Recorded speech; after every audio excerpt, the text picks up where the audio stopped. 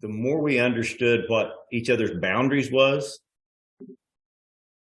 but yet we still needed to stretch our comfort zone, that really started to increase fulfillment of physical intimacy.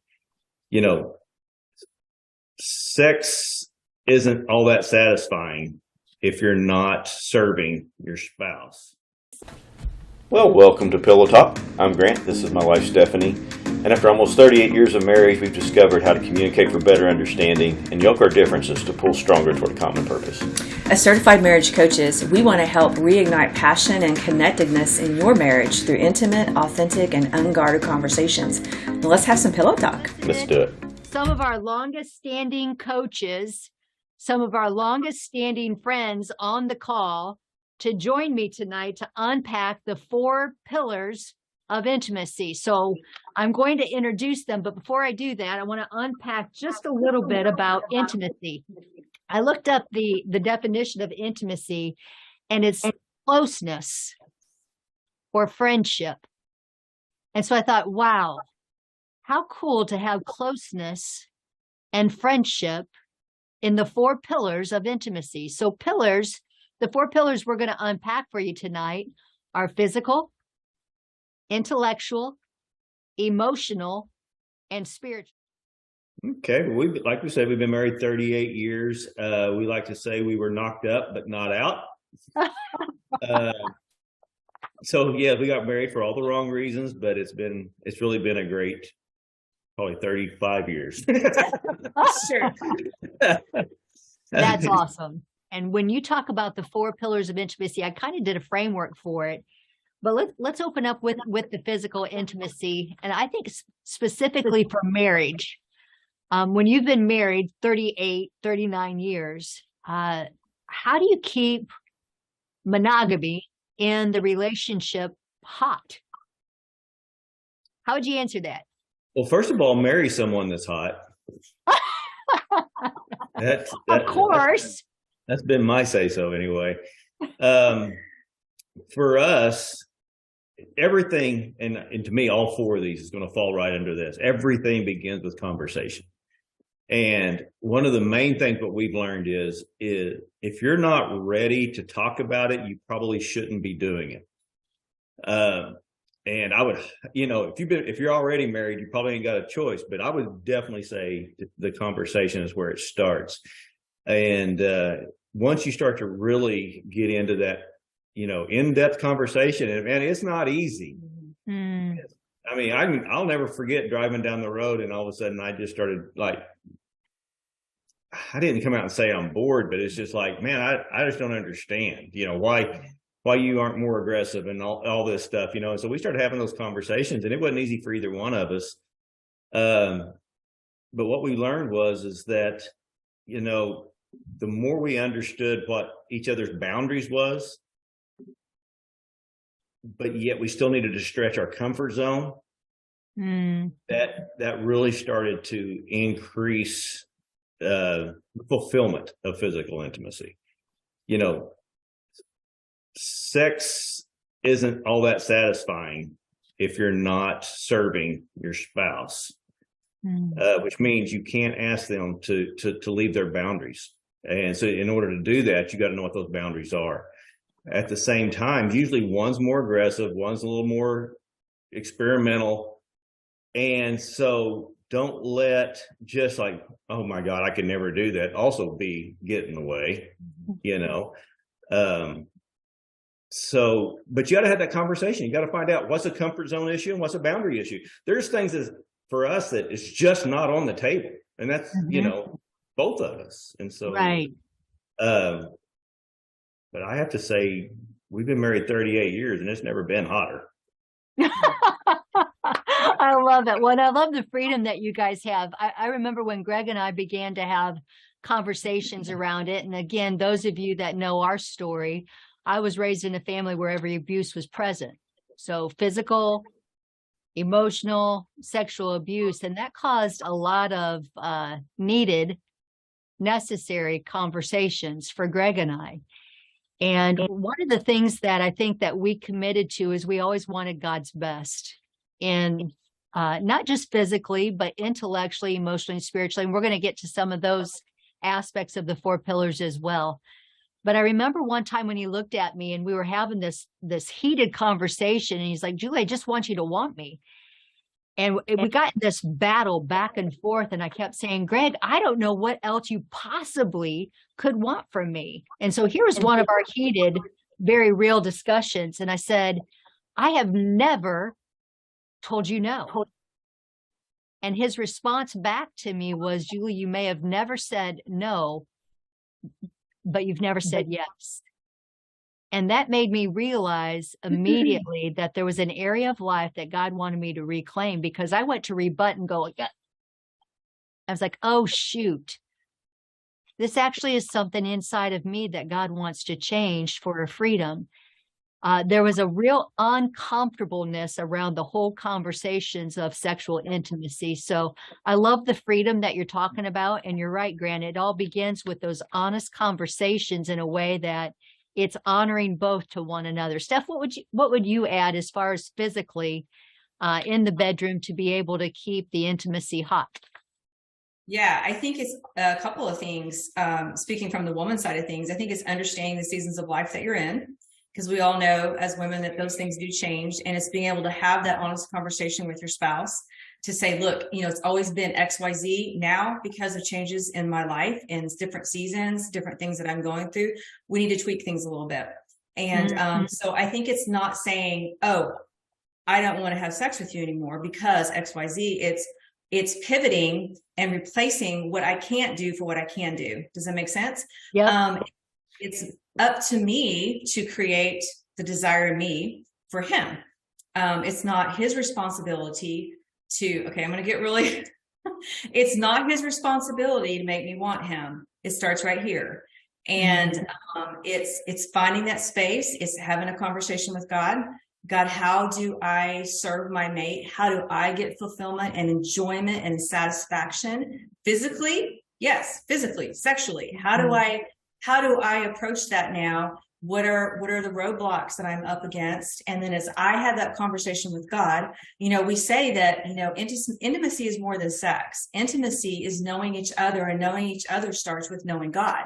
So as I begin to know God, me and God, it helps me to know how I can approach him, how I have that conversation, what we can explore to keep it fresh and keep it hot.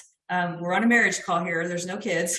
So, whatever that looks like, and it's in the sanctity of our marriage. So we don't bring things in from the outside. We don't bring people in from the outside. I'm not talking about, I am talking about, what about this? Do you think you would like this? Would I like this? I don't know. I've never thought about that before. It's trying things, okay, to stimulate that fire that you used to have that was so much easier.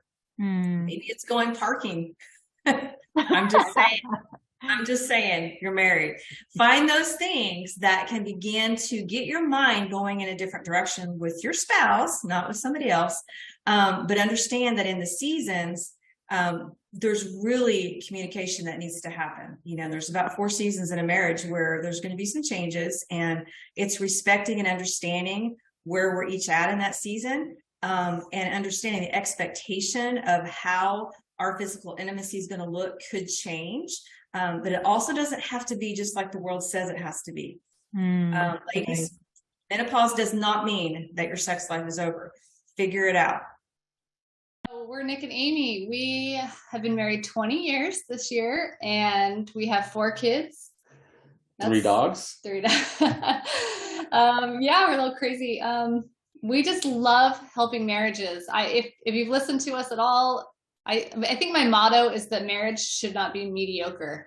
I just feel like when we say I do, we not expect, but we hope that we can have an amazing marriage. And that means passionate, romantic, sexual, amazing communication. And all those things take so much work. And I just believe that if both people are willing to put that work in, it truly can be an amazing, amazing experience. Yeah, and our marriage has not always been, just perfect and good. We've gone through some really hard trials and struggles, but I think those trials and struggles have made us a lot stronger in our relationship and more committed to each other. And I think it also allows us to share our experiences with other people and be able to connect with them, because we truly have gone through some very difficult things. And we know a lot of other people are, going through things in their relationships as well. So we just, like Amy said, we just absolutely love helping marriages. This is not the line of work that we've been in our whole life, but God has a way of kind of directing a path or pushing you a certain way, so to speak. And here we are. About things in the bedroom, which then you realize, oh, well, God's fine with all this. We're married. He wants us to be deeply fulfilled and satisfied with each other. That's how he created us. Absolutely. And I think it's just a great way for couples to wade into that safely and privately. And it's just been, I love it. I just thank you. Can't say enough about how much I love your app. Well, thank you. One thing you brought up in multiple times, and as a man, I just can't imagine this conversation, but it's the I'm bored. So could you expound a little bit on that?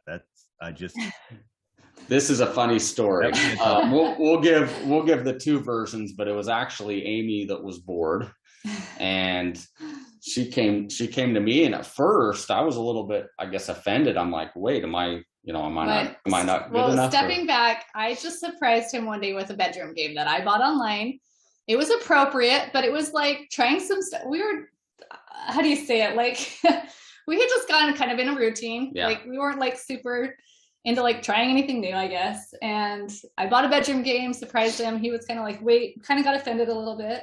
Well, and so let me explain, because a lot of people could relate to this. So it was kind of like, well, wait, am I not good enough, or what's going on? And then number two, I think deep down I was a little bit worried, like, okay, if I start doing things maybe outside my box or trying new things, and is that going to maybe make me go down different paths or different roads that I was maybe worried about going down to? And maybe that may sound silly, but I mean, just I think for a lot of people, you open up maybe a box and then all of a sudden you're, going down a different road. And obviously that was a ridiculous thing, but it's okay. As a Christian, that was our whole problem, is we both grew up Christian. We weren't taught anything. We didn't discuss it. It was just a taboo topic. It was a totally taboo topic. And a lot of people are suffering with this. So it's like, well, I don't know if I'm like, we're against pornography. We're against, getting on the internet. Like, how do you learn? How do you learn how to in a safe place? How do you find out anything about sexual intimacy without seeing stuff you don't want to see? So it was kind of like we were stuck in a rut, but we didn't know where to go. And so not only did trying something new in the bedroom open up some fun, but it opened up conversations that we had never had. And when we started talking about this hard topic, which a lot of people struggle with, we could talk about anything. And that's where the marriage changed, is because we started ripping off that Band-Aid of these hard topics and started talking about everything and anything. And that was transforming for us. Yeah. I mean, we literally in our relationship could talk about anything. I mean, and I think a lot of it was, if you can talk about sexual intimacy, I mean, geez, you're pretty much vulnerable with that talking about that, You said connecting. I think that's the whole purpose. So like we've been throwing some polls out and getting a lot of social media feedback and stuff. People, like women, a lot of women are struggling with thinking that sex is a chore, right? It's an excuse. What a lot of women don't realize is that husbands want sexual intimacy because they want to deeply connect with their spouse. They want to prioritize your needs. You just need to be able to talk to them and tell them what you want. I mean, most husbands want you to desire them, initiate with them, and enjoy this with them. And so really, I think that was my message, is that women, like, let your husband, like, connect and have conversations about this, because you can be enjoying it as much as your husband, and I think what we're finding too is there's barriers that really, as you look at it, you're like, man, these are so easy to break down, and it's keeping couples from really having that ultimate intimacy in their relationship, both, the emotional and the physical. And so, I mean, it really is such little things. And Amy and I really believe that almost any issue or problem can be resolved with good communication.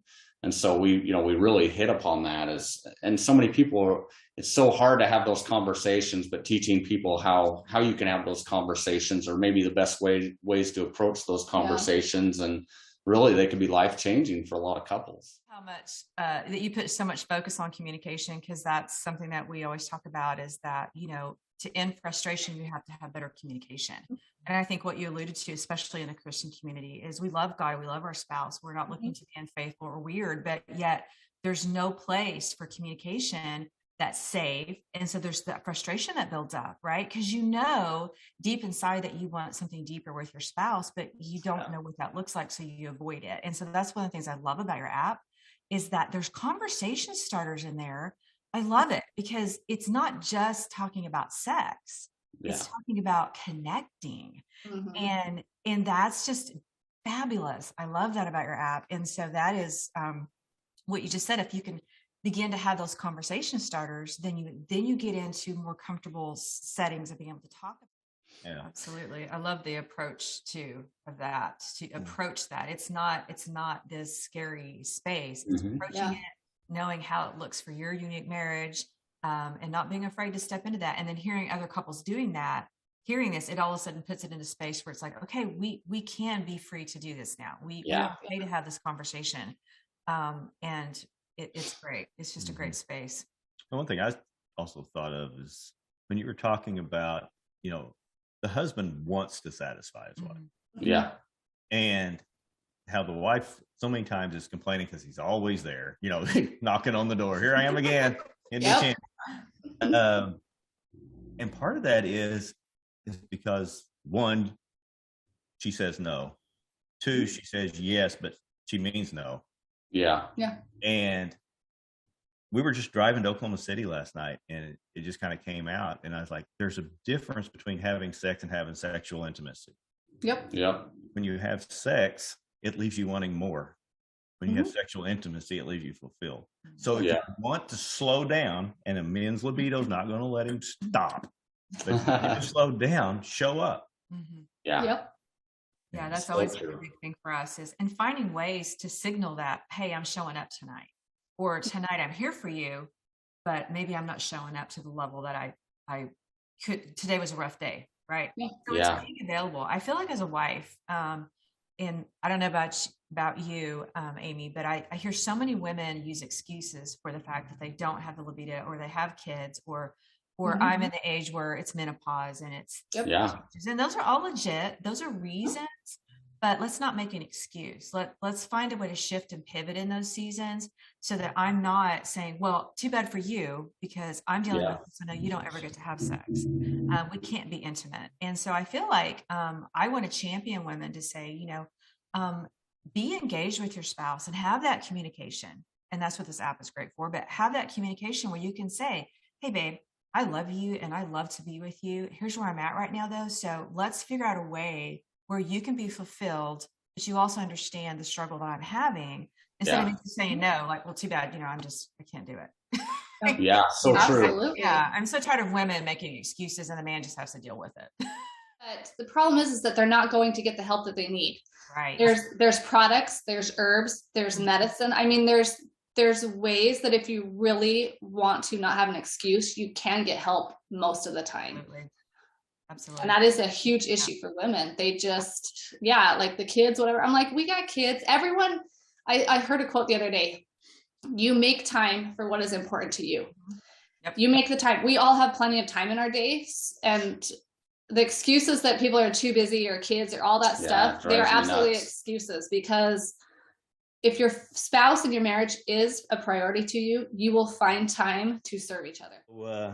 There's one thing that I can say about this couple is if you were going to look up the word kind in the dictionary, their picture would be there.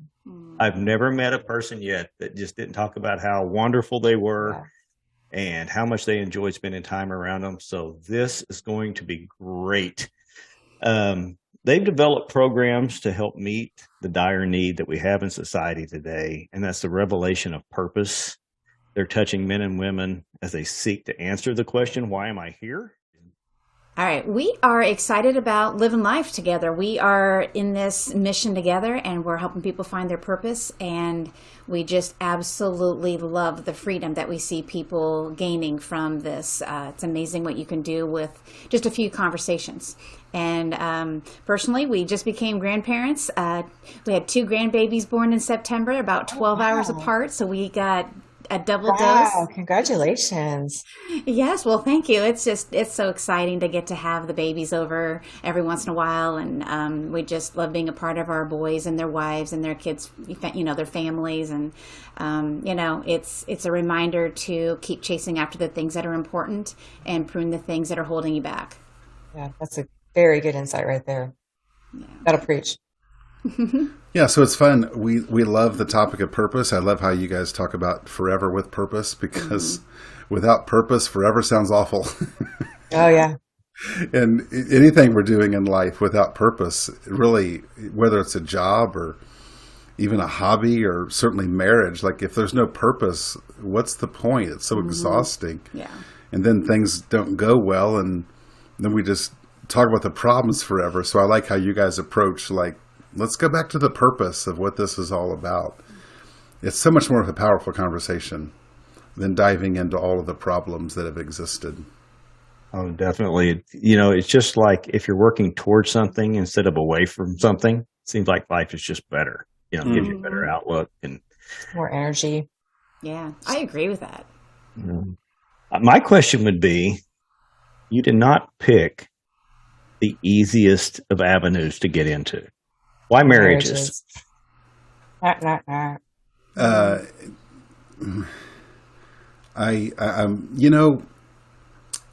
If you find something awesome in life, you have to share it. If you go to a restaurant and it's the most amazing thing you've ever experienced, you tell someone about it. I would say that we help people with marriage because we know what people can experience and we're desperate for them to have it. Yeah, we first experienced it, and now we don't want to be selfish. We want to help other people to have it too, because it really honestly takes a lot of time to learn things on your own. So we just want to help people speed up the process. That is excellent. Well, I know many people are being blessed by that. And could you just take a moment and kind of share what the Purpose Mastermind is? Yeah, Adena and I, basically our entire adult life has been helping people know how to live life. Of course, we've been doing it ourselves as well, like figuring out how to live life. And, the years and years and years that we were teaching basically kids, most of it we were teaching about the Bible and how to understand life, how to live. And the longer I taught 8th graders, I'm like, I am an 8th grader. Everyone's an 8th grader. Like that's about we all are. We're not.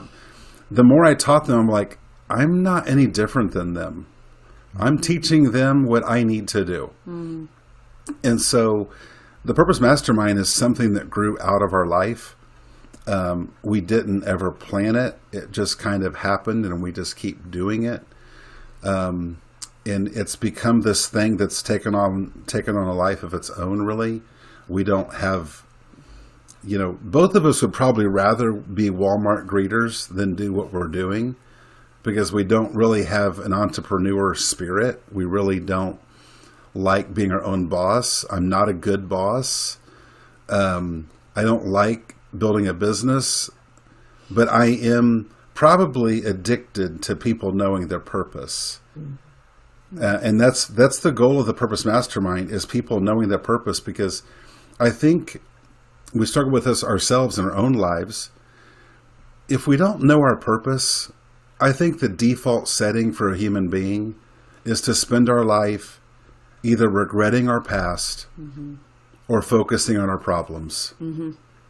And both of those things are very horrible things to dwell on every day. If I wake up every day thinking about my past or my problems, it's hard to live with any potential or power.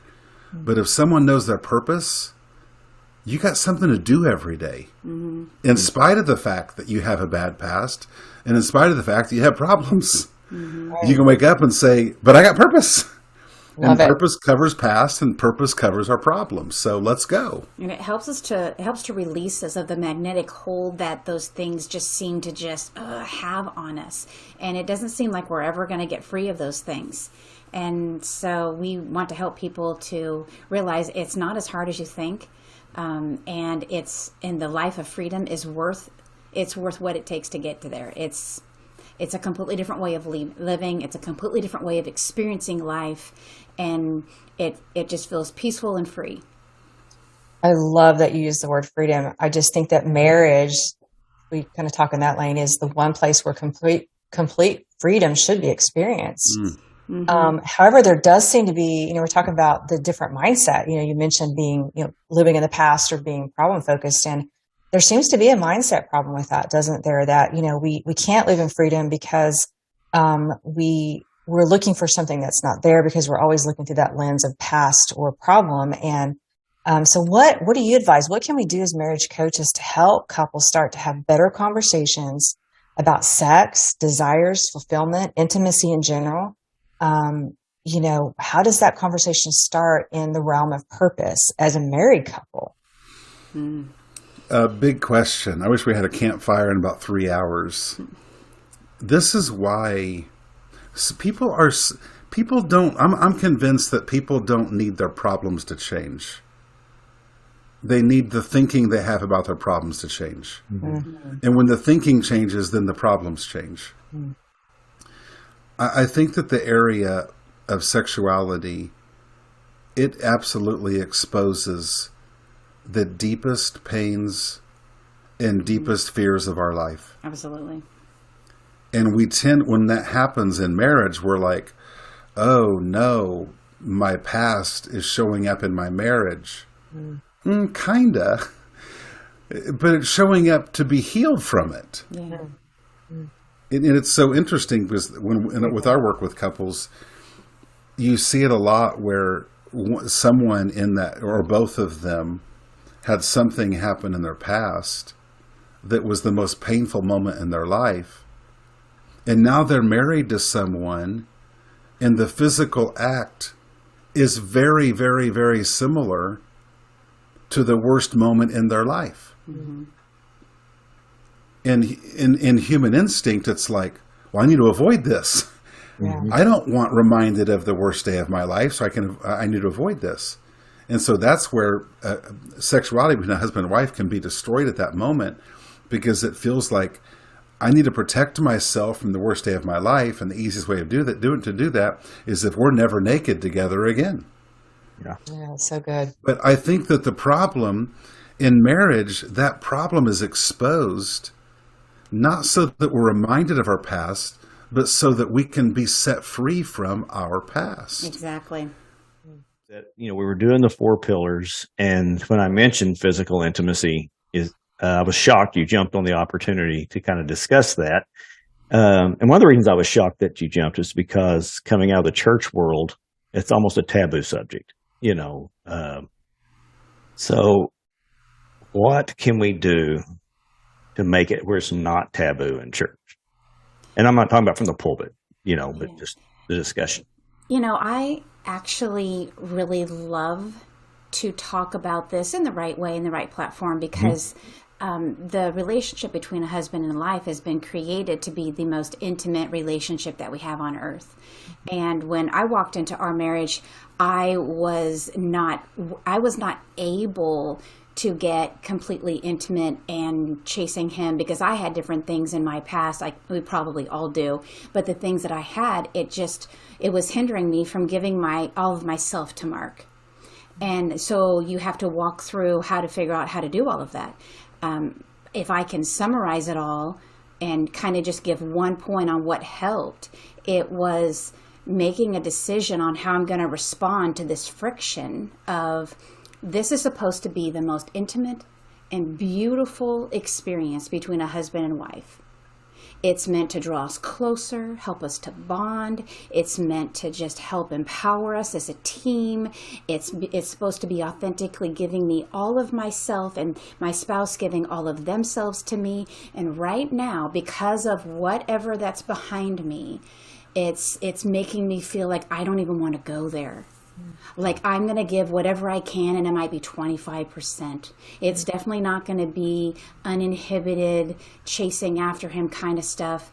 So for me, that one thing is I found that if I will make a decision to respond in that, even that moment when you're being intimate, like I'm going back to the very earliest days when we were married, when we were just young in our 20s, I chose not to focus on the things that were in my past that were very real. And in that moment, I made a decision to chase after him.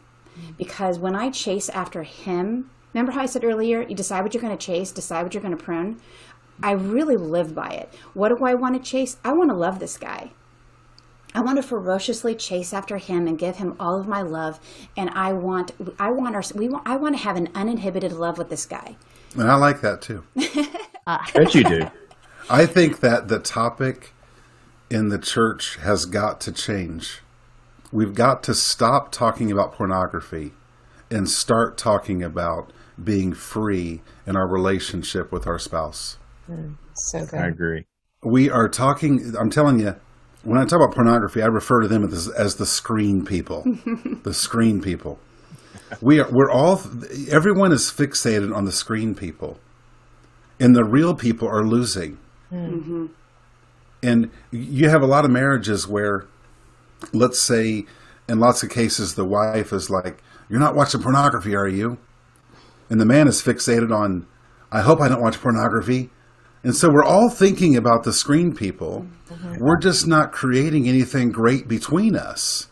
There's no space for it when we're chasing after the screens, and we're either afraid of someone watching pornography, or we're trying to get ourselves to not watch pornography, and we're all distracted, and we're not creating anything powerful between us, so that we don't have to think about the screen people at all. So good. Like we can have the real thing in our real life instead of fighting over what the screen people are doing.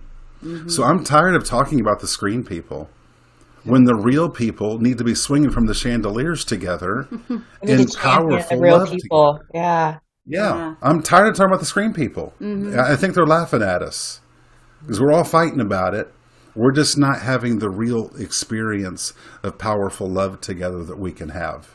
And it's in our nature to chase after the things that we're afraid of.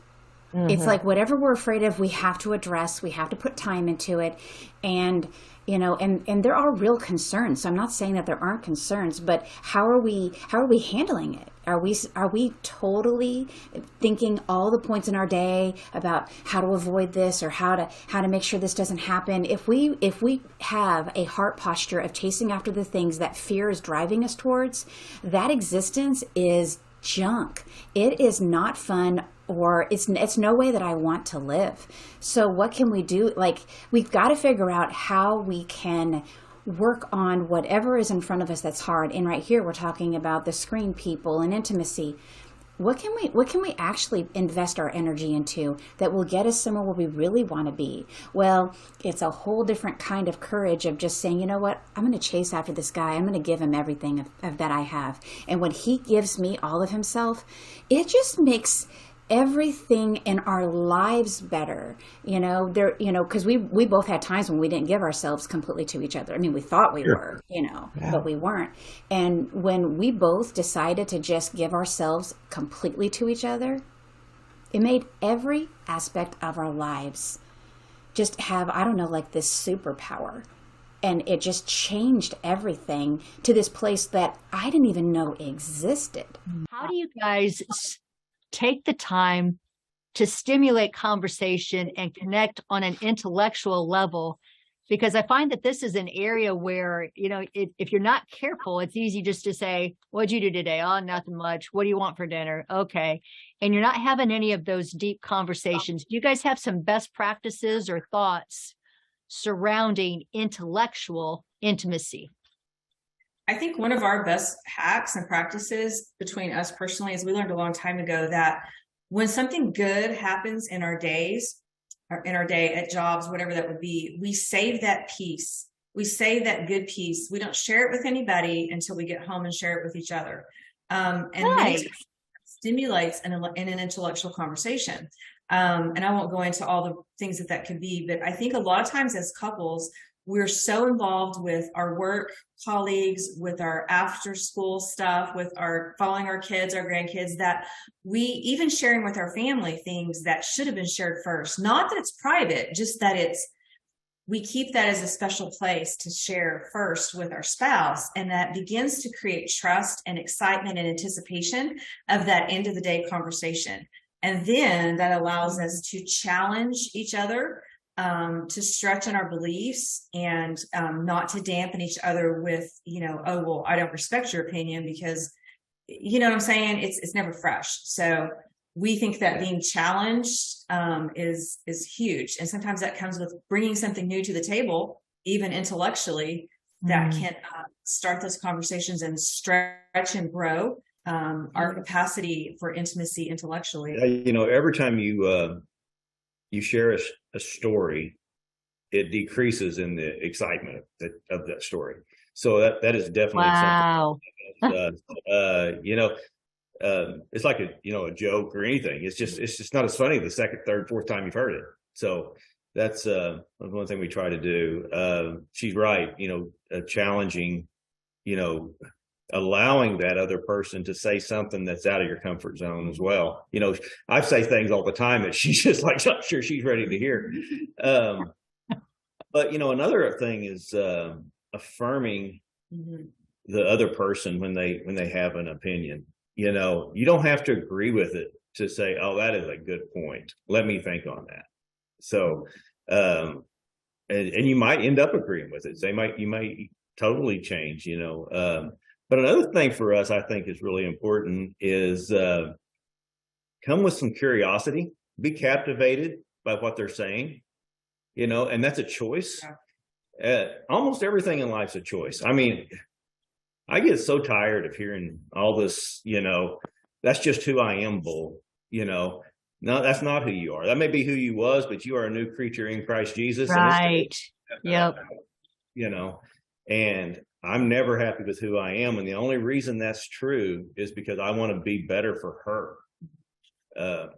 And vice versa. And I think that's part of serving each other. And I think a lot of times in our culture, we really do, not that everybody does, or maybe you're not aware of what you're doing and you need to be very aware of it now, is we throw intellectualism under the table. We think that is reserved for the collegiate realm, for those years of our life when we're trying to, whatever. Intellectual intimacy and stimulation is huge in a couple. And I think that if you look at a couple that's past the empty nest and well into their winter years that are still going strong, I guarantee it, when the sex does start to diminish because of the physicality that's not possible, if you've got a strong intellectual pillar of intimacy, man, your marriage is hotter than ever. And I think that that's something you've got to start well before, that time period hits. Yeah. And I think that captivating part is huge. That part of connecting is to captivate each other. And it's bringing something to the table. He'll bring a podcast or something and show up with curiosity. When he brings something to me that I'm like, why are you listening to that person?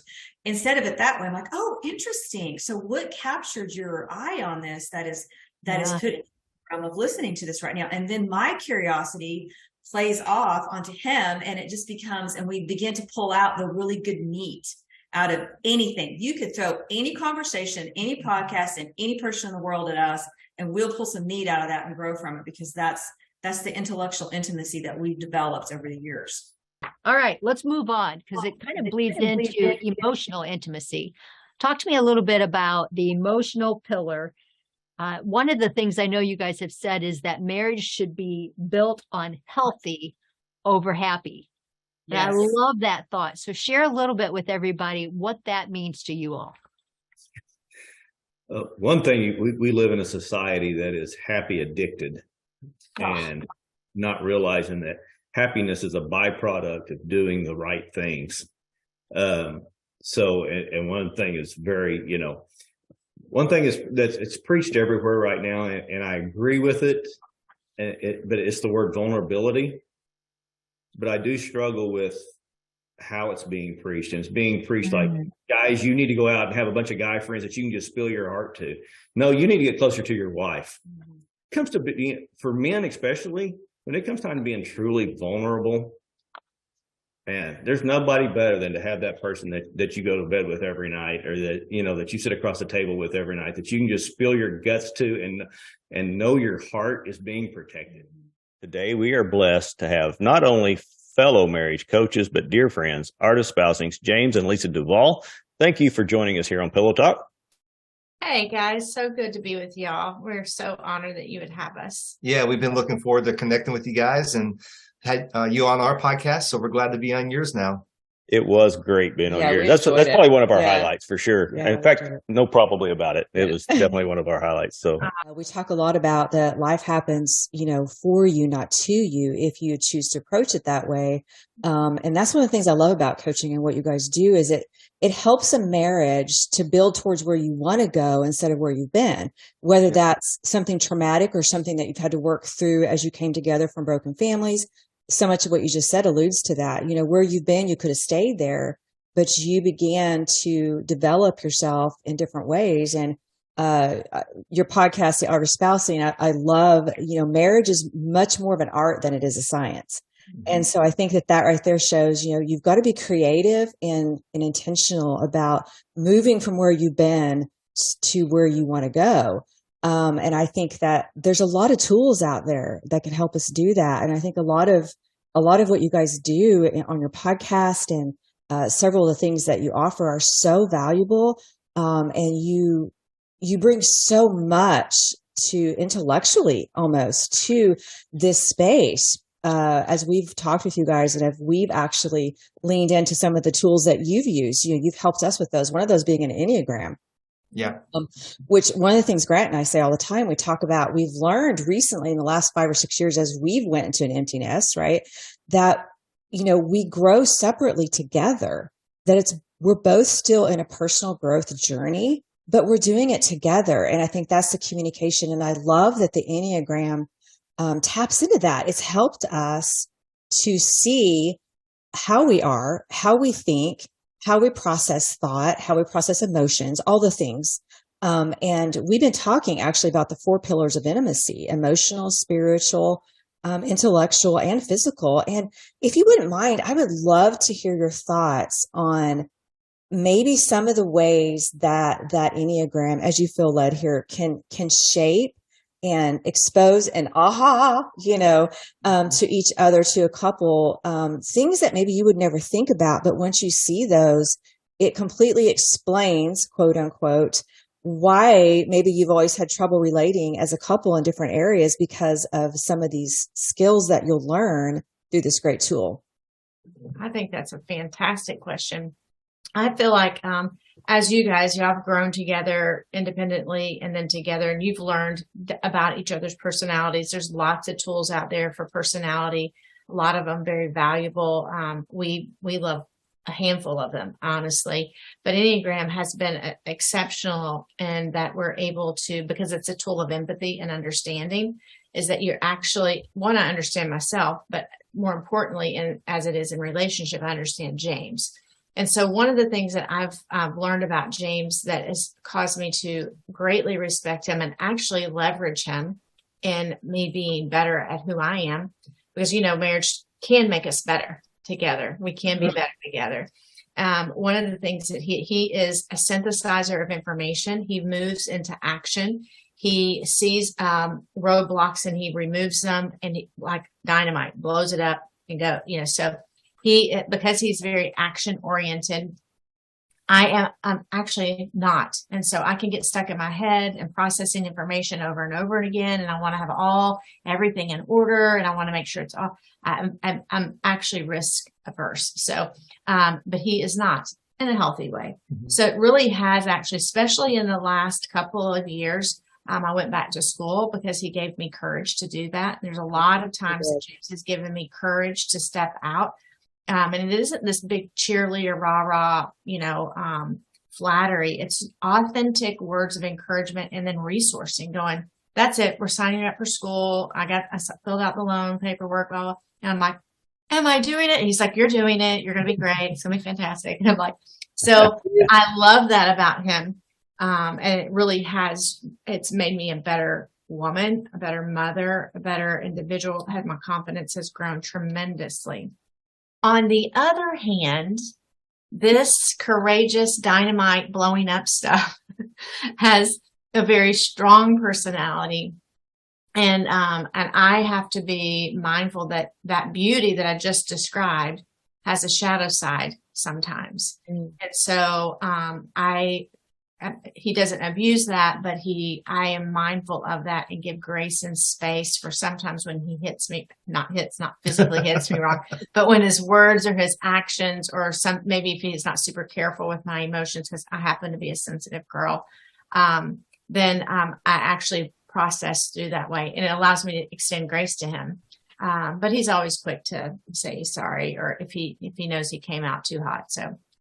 Yeah, I mean, I think there's just a dynamic of we awareness that how the more we know each other, and I think about the Enneagram as it's a tool of empathy. So it allows you to kind of lean into one another's motivations and, help to understand why a person acts the way they do or the way they think the way they do. And I think the other thing that it's helped us even recently in our relationship as we've been kind of living more with the Enneagram and conversations with other married couples through the podcast or coaching is that it also identifies like potential landmines in a relationship.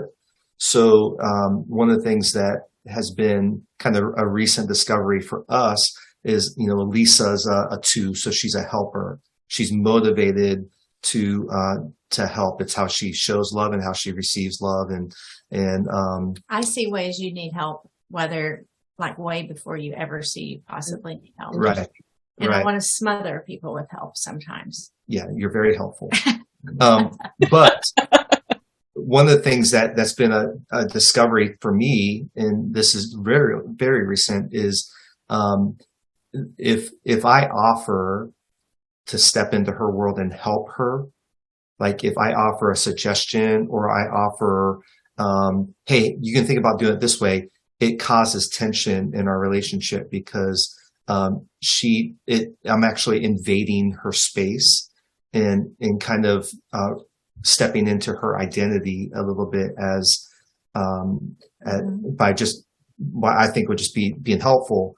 But unless she asks me for help or for input, then I have to learn to kind of just stay back. The other thing that I found is like if she does ask me for help, I need to be careful how I give that help. So Lisa's technologically challenged. So she... It's a very kind way of saying that, James. Yeah, the fact that we're actually even on a computer doing this and there's no technical difficulties is a minor miracle that she's here and it hasn't... Technology hasn't crashed. But if she asked me to show her something or help her for something on the computer, again, the amount of help I give her, will determine how successful it will be. So she doesn't want me to take the computer from her and show her how to do it. She wants me to tell her how to do it, teach her how to do it. So it's been a tool just in the same way. I'm sure for me as an 8 who's a challenger and very assertive, there's been times that probably Lisa would say, I would guess that there's been tension where she's tried to soften me or help me by trying to appeal to my emotions, which are not, I have emotions. They're not the driving force for me.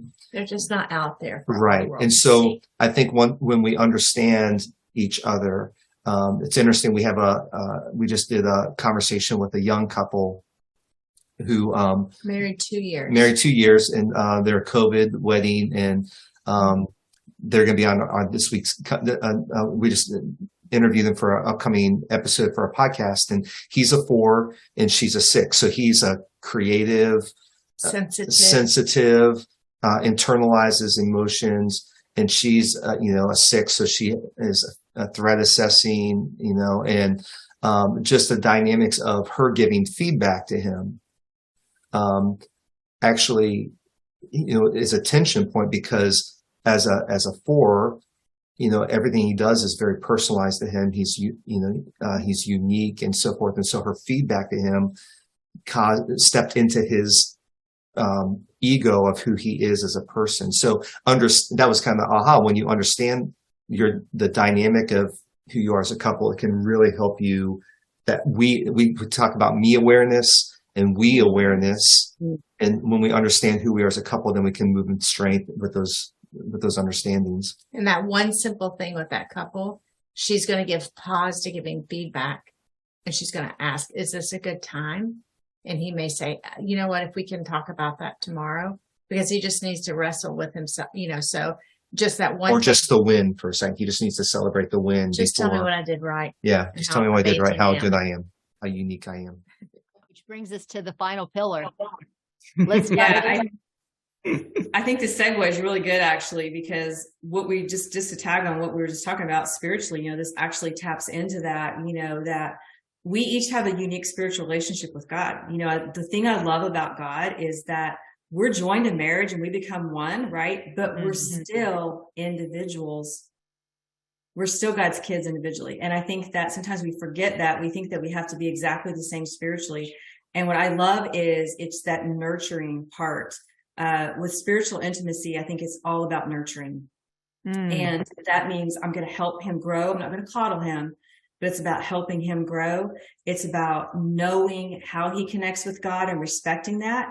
And there's tons of great best practices out there for couples.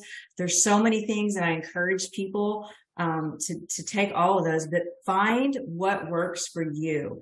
And begin to respect that about each other. We have very different connection styles with God.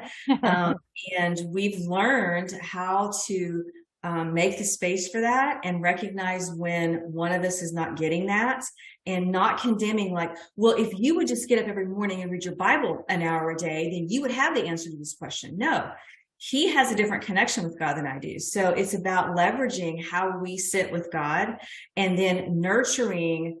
Like if I see an area in his life that I know he's struggling with, I don't throw books at him and tell him, well, you need to listen to this podcast, and you should, if you just, the Bible says, and as women, ladies, right, we're really good at being our husband's Holy Spirit, as Julie so well says. But what I've learned to do is Proverbs 31 says that the heart of my husband is in my hands, that I carry from his mother to me at marriage. I hold his heart, which is his dreams, his purpose, his desires, and everything that God's created him to be. I hold that whole heart. I either have the ability to crush or to expand that capacity. And so anytime I see him struggling in an area in his life, I never condemn that. And I never say, oh God, why don't you just fix him? It's like, how, God, can I help him grow? I'm holding his heart. Okay. How can I carefully show him what I see in his heart, because I'm holding it, without it being condemning and without it being crushing. And that's how you nurture. I don't coddle. We don't coddle, we nurture. There's a big difference. And that's what helps us grow. And then as we grow individually, we grow together. And that's kind of, for me, the spiritual intimacy comes in that very unique space right there, like that. So, Grant, what's that? What would you add? Well, I think the uniqueness is definitely one of the main things for me. I mean, there's things that, even that you guys teach that I agree with 100%, and we don't do any of them. Okay. You know what I'm saying? I mean, not that we don't do it. There's just some things that it don't fit our marriage. We're unique. Yeah. And that's what, when you listen to anybody else, especially us, it is the suggestions of things that you might try. It is not, this is the ABCs to the perfect marriage. Our marriage ain't perfect, and we're growing and we're finding ways that work for us. We never hold hands and pray together, ever, hardly, unless our life, unless a crisis comes, and then by God, we're hand in hand, and you better be ready to go down because we're fixing to kick your tail. Okay. But until then, we just don't do it. It ain't part of our sad. marriage. Yeah. And I will put my marriage with anybody's. So therefore, you can't say do it. You can't say don't do it. But I would definitely try it if I was you. Okay. We tried it. It never got past awkward and weird, no matter how many times we did it. So it just wasn't us. But yet when we're in a battle, we come together and there's nothing awkward. There's nothing weird. We just rise up and it fits perfect for what we do. So yeah, the uniqueness is very important. The fact that she lets me serve God my way. Yeah. It's I'm telling you, it's vital. I can't tell you how many journals with no writing in them. I buy one every time I see one. I'm like, this is awesome. I got to start journaling. And I write my name and I'm done. It's not who I am. She has journals that you can read for weeks. And she goes back and says, this is what God's showing me and all that. And I said, well, let me tell you what he told me, but it's not in a book. So it's just a different way of doing it. And that's part of what it is when God puts two different people together. I always love to say this. Everything about her that's different from me is what attracted me to her and made me want her. I said I do, and I spent the next 5 years trying to make her me. Is there any reason why all of a sudden the love starts to fade? Is there any reasons why things, just aren't sparked anymore? It's because I'm trying to change everything about her I fell in love into being Grant. I didn't like Grant when we got married. So why would I try to change her into being a poor version of me? So to me, that's spiritual. It's and like I said, it's just letting our spouse be who they are. It's know your spouse's connection with God and then just totally respect it and just say, man, I am glad God's working that in you. And trust your spouse. I mean, it's a pretty rare, especially on this call, I'm sure. It's a rare couple on this call that is not seeking God at a level of where they're at right now. It's not that we have completely, we're not talking to a couple where you've got one believer and one non-believer. I mean, that's a different conversation. Okay. But even there, you can allude to scripture on that too. So, for sure. So I think it's just spiritual intimacy, I think is probably to me, spiritual intimacy is the most foundational pillar because as you are able to be who you are with God, then that helps you to grow your marriage into a powerhouse. Because I love Greg and Julie, the three overarching principles that we always talk about, that our marriage represents, making God known, bringing him pleasure, and demonstrating his unconditional love. Well, that doesn't happen if we don't first have a very strong pillar of spiritual intimacy, individually and together. And that takes communication, and it takes being extremely vulnerable to share. There's things that we don't agree with exactly the same in terms of ideology or theology. And we have to have that conversation and get to a place of understanding and respecting, because end of the day, we both know that we love God. We want to make him known and we want to bring him pleasure. And so that's the end stamp right there. Love it.